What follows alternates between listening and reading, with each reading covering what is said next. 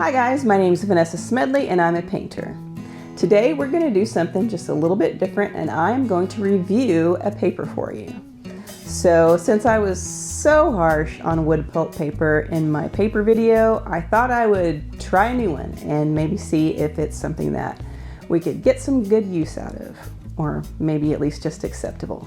So I am going to review this fluid paper right here. We're going to try that. I'm going to paint this clematis right here on it, and then I'm going to paint the same clematis on arches, which may not be a fair fight, let's be frank. But anyway, I'm going to paint it on both of them and we're going to see how that goes. So let's do this. Okay, so here's what we're trying out. It's fluid watercolor paper, it's a cold press finish, and it's a wood pulp paper or cellulose. I mean, it's pretty much the same thing. They just process wood to the point where only the cellulose is left, so it's wood pulp. This is only 6 by 6 inches, so it's really small, so it shouldn't buckle much, you would think. But it's on a block, so it's glued on the top and on the bottom, and on the sides it's open, which I've never seen one open on two sides before. First impression of the texture, it doesn't have as much texture as I'm used to, but you know, it's somewhere in between like a cold press and hot press, I would say. So let's just dive into it. Okay, so today for materials, we have the fluid paper that I just mentioned. It's going up against arches. This is 140-pound cold press. It is in a pad, and I'm gonna take it out, make it the same size, and then I'm gonna tape just the top and the bottom so to make this fair. We're using Winsor & Newton Professional Series paint. We're using the Pebeo Drawing Gum, and again, use a cheap brush and then dip that cheap brush into some Dawn liquid soap before you dip it into the drawing gum, or you'll ruin your brushes. This is a number 6, a number 8, and number 12 round. This is another number 12 round, but it's my new Escoda Perla. This is a 1/2 inch flat and the spray bottle.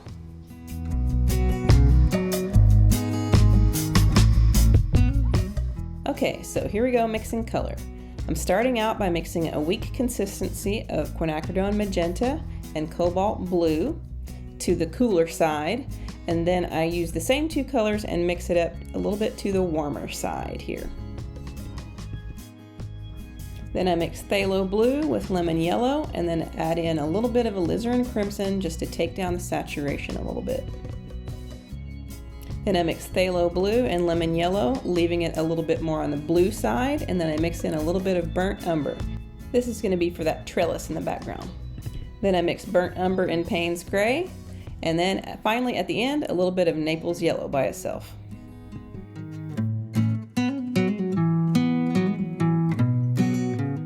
I really want to see how this paper handles masking fluid because wood pulp usually can't handle it very well, so I'm adding masking fluid here. I'm starting by adding clean water to the background, to half of the background, and then adding in the Burnt Umber and Payne's Gray mix in a very light consistency. Then I add water to the other half and add it in there. Then I try to drop in the Burnt Umber and the Payne's Gray and try to make them spread, and they're not really spreading. So I try to use my spray bottle, but they're still not really spreading. Then I try to lift out the grout line on this brick behind here, and it's just not lifting out very well at all. Then I cover up my flower and I splatter in some texture, and it still doesn't spread. Then I let it dry and come back in with clean water and try to lift up those grout lines again, and it's still just not lifting. Then I cover up the flower and try to use a toothbrush for more texture. I'm really just desperate for texture on this thing. Then I wet the petals and I begin dropping in that most blue of the purple mixtures to give this a base of color.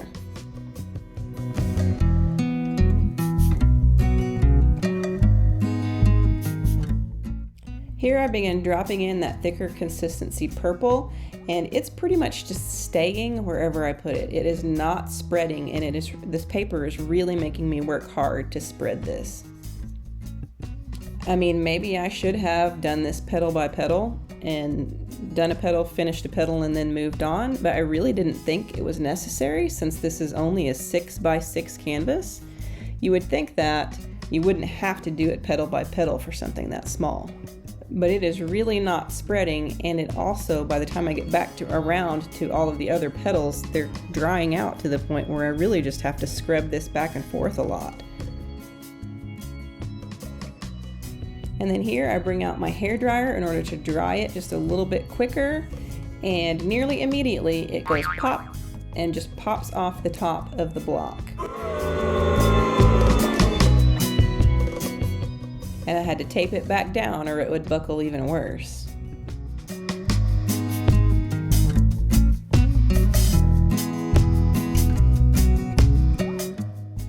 And here I start bringing in the greens. I'm adding the lighter of the greens and then the darker of the greens for a little bit of shadow. And then I go for this trellis in the background, and I'm using that bluer of the greens to fill that in, and then come back in with a little bit darker mix. And even that, it's really just not mixing. It's making me work for it. Like, I have to come back in after I put the paint down and spread it in order to get it to go anywhere.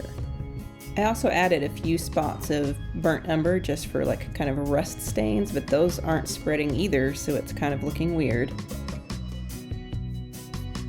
So I've let that dry completely, and I'm bringing in the warmer of the purples, and I'm trying to bring in some detail here. But it is still not spreading, and I'm having to really use a lot of brush strokes in order to get this paint to go where I want it to go.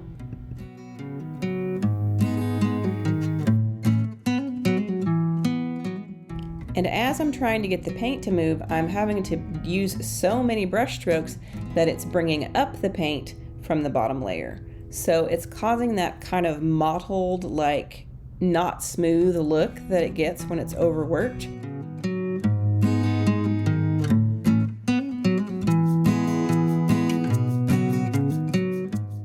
And as I'm using a damp brush to try to make these things spread, it's actually causing cauliflowers into the darker of the purples as well.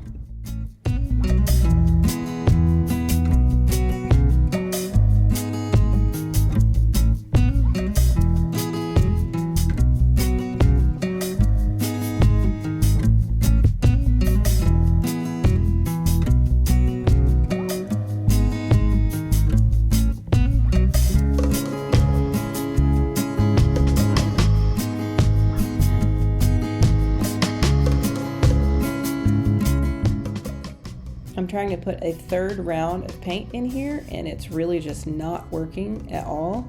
As I put the paint down, it's bringing up the paint underneath it. It's just not working very well, and I feel like the more I fiddle with this, the more it's going to get overworked.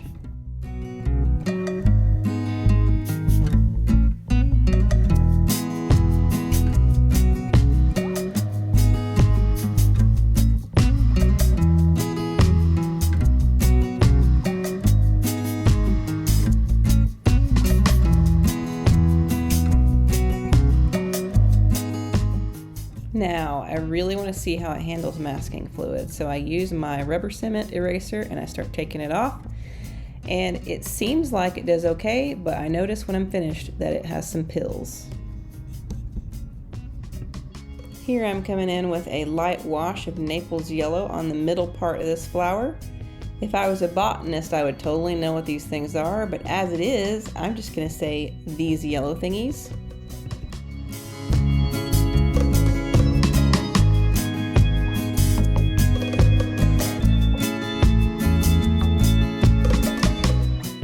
And this is where I noticed the effect of having masking fluid on this paper.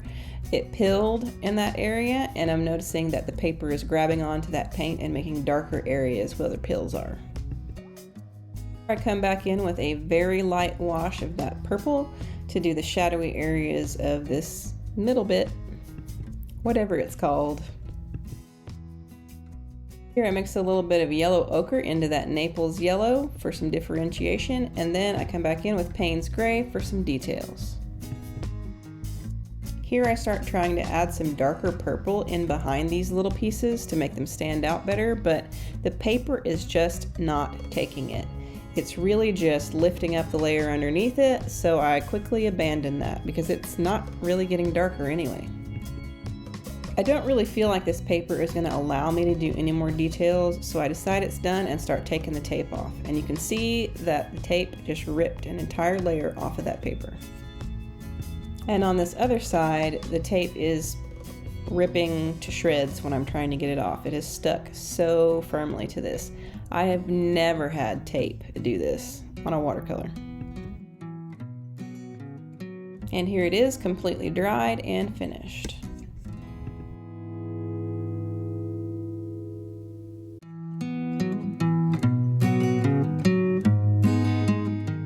Here I'm using masking fluid in the exact same way to make it fair. And here I have it taped the exact same way. It's taped to the board only on two sides, and the top and the bottom just have the washi tape across the top, and it's not taped to the board in that area.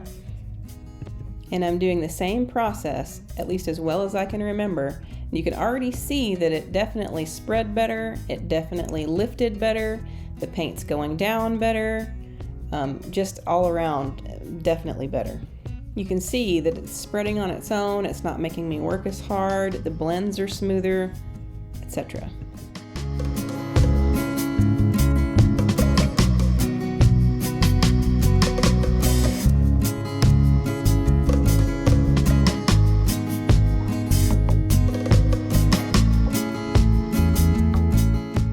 You can see on this area that it really just immediately got far darker than the other one did.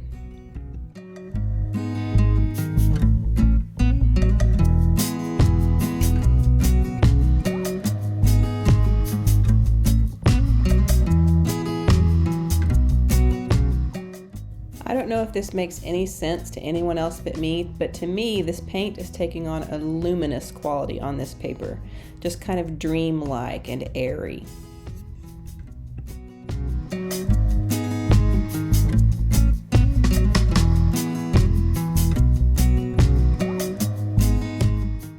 And here I'm coming back in with my third round of layering, and it's handling it just fine.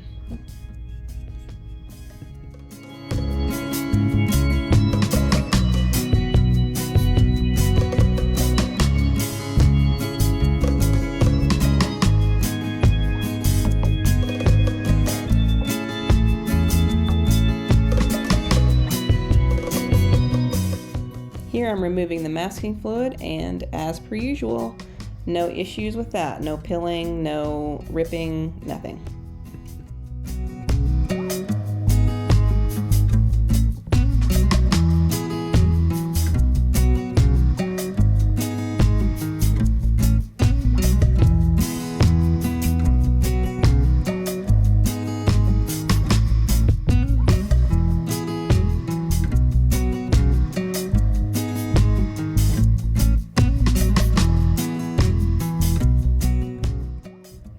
And here I come back in with the fourth layer on this, and it takes it just fine.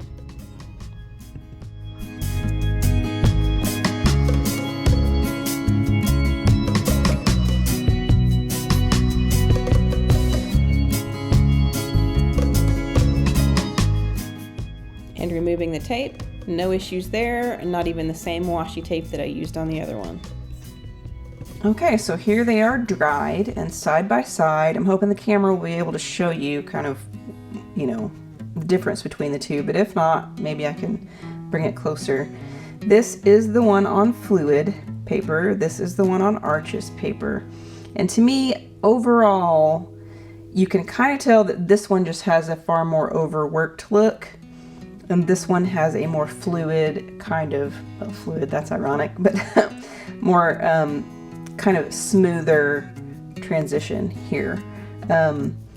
This one, you can kind of see a lot of the brush strokes. You can see that it was just very laborious. The paint really wouldn't spread very well, and I had to kind of like make a lot of brush strokes in order to make the paint move the way I wanted it to. And you can tell in the end result, it's just not very smooth. You can see a lot of brush strokes. every time I put down paint in the background, it would just sit there. It wouldn't move, it wouldn't spread. And so I felt like I needed to put in a lot more texture in the background because of that. You can see here where the tape ripped the edge off. There's some pilling right here in the middle where I used the masking fluid. It buckled like crazy once I, put anything on it. And, we all saw that whenever I put a hairdryer on it, the whole thing just came off of the block on the top. It's not a horrible painting. It's somewhat successful, but you can definitely tell a difference between that and this one, where it's a much more fluid, kind of smooth transitioning. You can't see the brush strokes nearly as much. The colors are more vibrant. I was able to come back in and do more layering. I just didn't feel like I was able to come back in again and do any more detail on this, because it felt like as I was adding more paint, the paint underneath was being lifted up.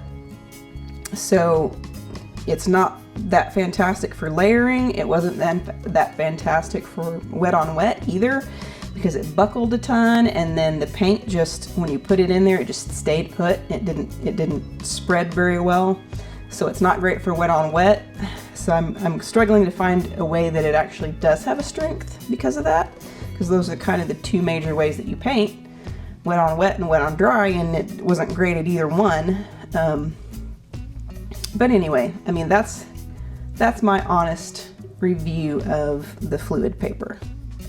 And there you have it. There is my honest and frank review of fluid wood pulp watercolor paper.